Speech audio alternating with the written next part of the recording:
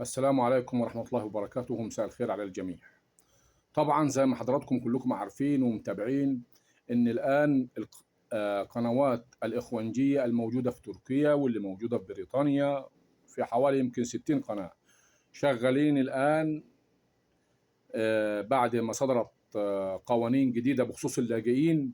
فالقرارات دي عملت عند الإخوانجية هس خلتهم هينهبلوا.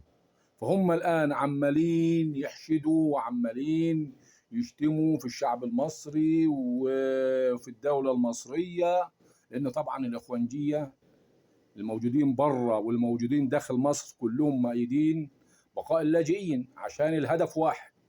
فهم الآن الإخوانجية الآن اللي هم في بريطانيا وفي القنوات الإخوانجية عمالين يدعوا لمظاهرة ضد الشعب المصري وضد الدولة المصرية، معتمدين على اللاجئين الموجودين في مصر من السوريين والسودانيين وأتباعهم. طيب تمام. فأنا أحب أقول لهم انسوا الشعب المصري عرفكم خلاص وراحت عليكم. الشعب المصري كله إيد واحدة مع الدولة المصرية، مع رئيس مصر الرئيس عبد الفتاح السيسي، ومع جيش مصر، ومع حكومة مصر، ومع شرطة مصر. وتحيا مصر، تحيا مصر. والسلام عليكم ورحمة الله وبركاته.